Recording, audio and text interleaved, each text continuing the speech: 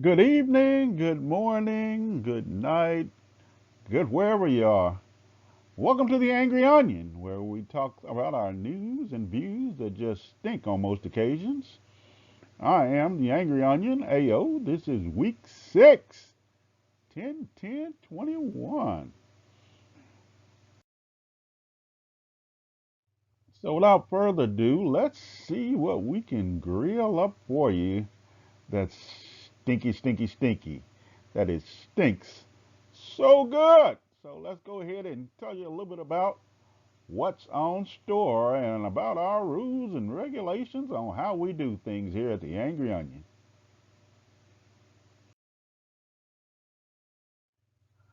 So our goal here is to give a short, different side of some of the unique stories from the world of news, weather, and sports, or something just crazy.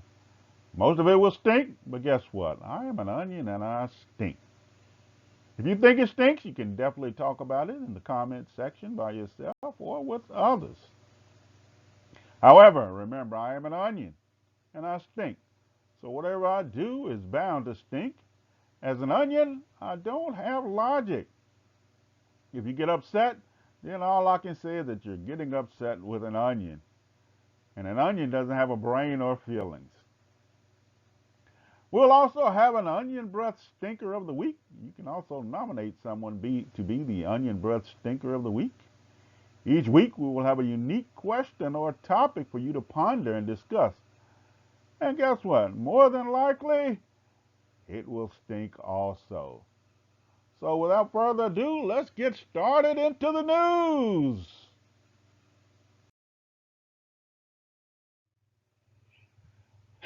Today's news story comes to us from Nashville, Tennessee.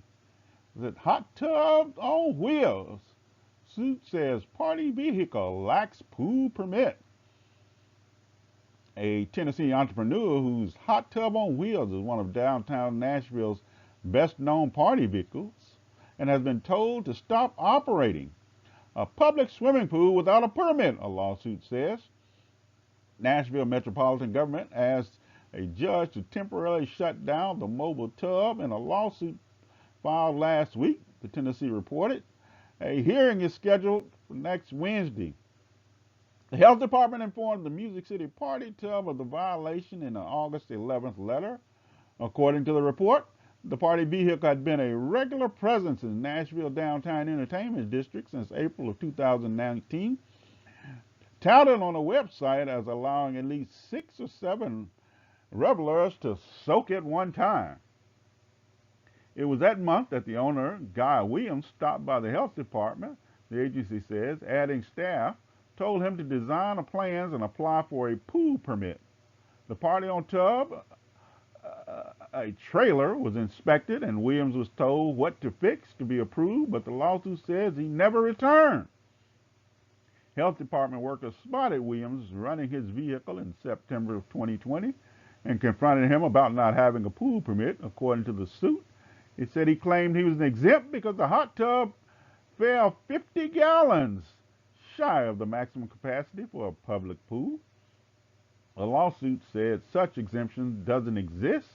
What's more, it said the business isn't registered with the state and does not have a county business license. Williams could not be reached for comment. All right, so here in the city of Nashville, which has a ton of tourist attractions, beautiful city, nice place. But here's one of their attractions, this kind of hot tub on wheels. Allows individuals to ride around the city,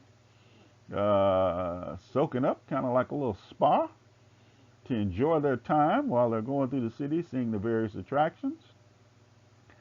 But the city said, oh, no, no, no, no, no, no. You can't do that. You got to follow protocol. You got to follow the rules and regulations. What I find interesting on this is Williams said that, hey, wait a minute, man, I'm exempt because the hot tub fell 50 gallons below the minimum capacity for a public pool. And city officials are saying That doesn't exist. Now, I would find it kind of hard to believe that Williams would be making it up. It seemed like there could be some compromise here. If you stop and think about it, I mean, it's a great attraction. Going through such a beautiful city, I think people will probably go just to watch it, drive by. Maybe they can generating some tax revenue.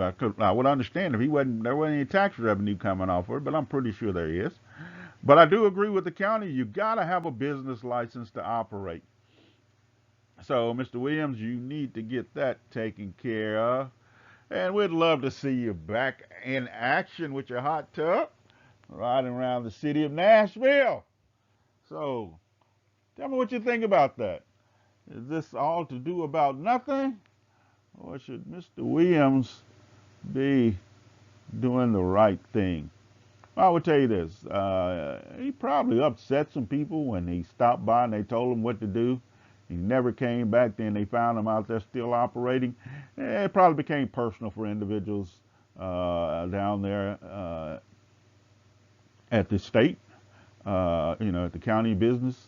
And that probably was a problem. The health department had an issue with that once you didn't come back. So come on, Mr. Williams.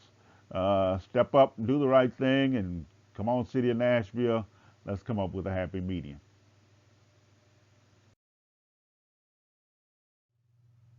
All right, let's do a little sports. If you think about yesterday was a huge sports day. Big news stories all around. You got the Major League Baseball playoffs going on. Of course, college football. The big upset with Texas A&M knocking off Alabama. Iowa beating Penn State.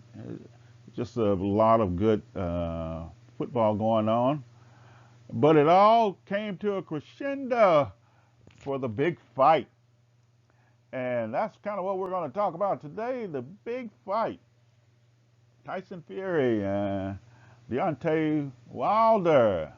Everyone says it was a classic. It was epic. So let's get into the story here. It says Tyson Fury finally demolished Deontay Wilder in the 11th round after dragging himself off the canvas in an epic world heavyweight title fight in Las Vegas. The British heavyweight star was on the brink of defeat when he was floored twice in the 4th round, but Fury staged a sensational recovery and dropped Wilder in the 10th before inflicting a crushing knockout to retain his WBC title. Wilder had been blasted to the canvas in the 3rd round, but the American nearly pulled off a stunning fight back in the 4th before Fury quickly regained command and eventually broke the resistance of his exhausted challenger. In a tense opening round, Wilder tried to enforce his aggressive tactics as he forced Fury onto the back foot with a stingy body shot and clubbing right hands. But Fury began to fight the range with his hurtful straight right hand in the 2nd, then unloaded it perfectly in the 3rd to daze Wilder, who was cuffed to the canvas. The British star was floored twice in the 4th round. Fury then staggered to the floor again following an exchange at close quarters, and the bell halted Wilder's furious assault. Wilder swung his right hand with a savage intent in the 5th, but Fury somehow stood firm and fired back with a straight right in the 6th. A punishing battle was taking its toll on Wilder, who staggered wearily in the 7th after crunching body shots, and he was held by the ropes after a brutal flurry from Fury in the 8th. Wilder still showed signs of menace, unloading a jolt uppercutting in the 9th, but he was being gradually pounded into submission. A right hand from Fury sent Wilder crumbling to the canvas in the 10th, and he still threw back, briefly buzzing the Brit with a crude shot. But Fury concluded their saga in the 11th as a huge right hand sent Wilder crashing spectacularly to the canvas. It lived up to the hype, most would say. at Fury and Wilder, and this was their third epic battle. Most people had seen the fight thought both men laid it all out on the line. Even Wilder himself said, hey, I left it all out on the floor. I gave it my best shot. I just lost. And no one has an issue with that. But the problem comes when you do a lot of talking before the fight. We understand the hype. And Mr. Wilder did a lot of talking. Matter of fact, he gave Tyson Fury 80 million reasons to try to beat him down. Several little documentaries was done on Wilder and his training. Not going to say he was super confident, but many would argue that there was a kind of sense of arrogance going into the fight, that he just felt he was bound to win it. And early rounds would have shown that he was heading to that. But I love what one person says. Wilder has to learn that he needs to box as opposed to always swinging very feverishly, trying to go for the knockout. Eventually that tires you out and can easily put you down on the canvas when you're constantly being hit with heavy body shots that eventually takes its toll on you. So let me know your thoughts on the fight, whether you watched it or whether you heard various commentary on it. As it sounds like it lived up to the hype. So let us know what you think. Tyson Fury versus Deontay Wilder. Fury retains his title and remains the champion of the world. Let us know what you think on that.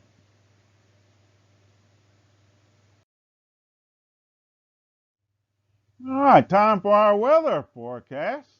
Today's weather forecast comes from Smyrna, New York. Smyrna is a town in Shenango County, New York, in the United States. The population was about 1,280 at the 2010 census, I'd say. Smyrna is named after the coastal city in ancient Greece, nowadays modern Izmir in Turkey. Big attractions in the town of Smyrna is the Wolf Mountain Nature Center in New York. Very popular wildlife park, primarily treating wolves. Those who have particular empathy or love for the wolves will find this place as blissful and surreal as they come, the way they say it. They say the moment you enter the place, you will be in a direct contact with the four-legged fellows. You can make your way through the park and enjoy the wolves playing and lazing around behind the enclosures. I'm pretty sure if you're a nature person, especially if you love, animals of the wild, that's probably a pretty cool attraction. I'm not that type of person, but I love watching a good nature show, seeing some of the fascinating things that nature has to bring. It's just puzzling to me. And it appears that in the great city of Smyrna, New York, they have such a place. The weather this week in Smyrna will be cloudy throughout the week, with temperatures in the lower 70s during the day and temperatures dropping to the mid-50s at night. There will also be a chance of rain in the forecast for Wednesday of this week, so be sure to take your umbrella with you. So, if you're ever in Smyrna, New York, go by and see the Wolf Mountain Nature Center. And we like to thank the great folks in Smyrna, New York for this week's weather on the Angry Onion. Thank you.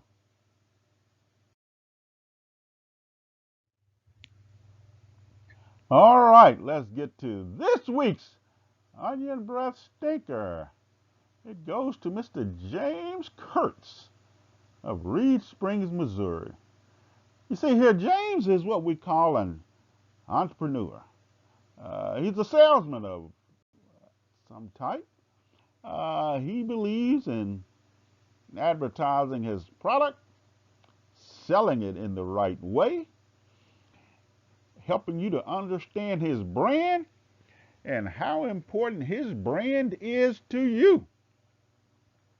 He epitomizes the qualities of an entrepreneur. He is transparent with his product. He wants you to see his product and not take it just based on his word. So, Mr. Kertz sells Cadillac converters. And so he was advertising his Cadillac converters and showing the converters online. And being transparent, he wanted to make sure you see it. But a strange thing happened with Mr. Kertz. He's now in jail. You see, when Mr. Kertz was selling his Cadillac converters and showing them, in the background he had some meth. A big bag of meth. Now he was, I don't think he was selling the meth along with the catalytic converter. That was probably another product line of his. As we say, he is an entrepreneur. But he published that, and he was arrested for meth possession. So, Mr. Kertz, although we applaud you for being a true entrepreneur, but we also have to say, man, that stinks. That just stinks, Mr. Kertz. Woo! Stinks real bad. So, Mr. James Kertz of Reed Springs, Missouri, you are this week's Onion Breath Stinker! All right, so if you believe you have an onion breath stinker and you'd like to nominate someone, please do that. Just shoot us an email at rodtv65@gmail.com. Let us know why you're nominating that person, and we'll try to get them there. You don't have to send us a picture. You just let us know that they stink, you know. And guess what? Others may say they stink. Others may say, well, this whole process stinks. But guess what? I'm an onion, and I'm supposed to stink. All right? Okay. Let's move on. All righty. It's time to get to our stinker question of the week. Just a recap of last week's stinker question of the week. We asked you, who was worse?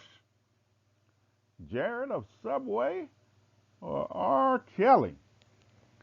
Well, this week we're not going to be as controversial, but we do have a question to ask you, and it may stink, and it may not.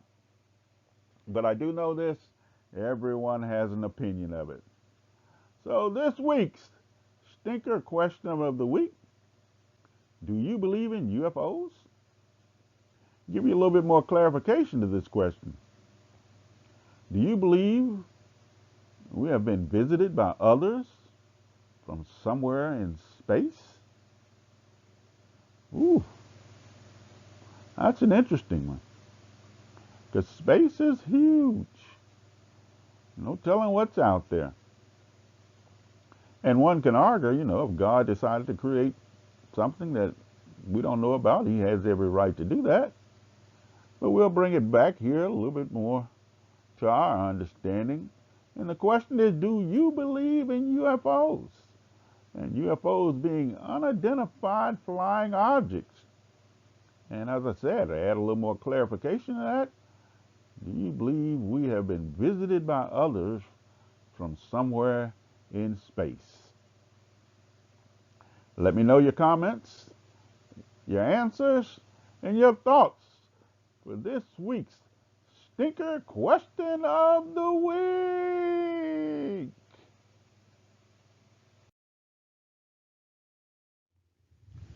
Well, once again, thank you for listening to and tuning in to the show, The Angry Onion.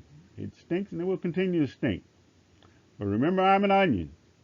Heyo, I'm the angry onion, and everything that I do stinks.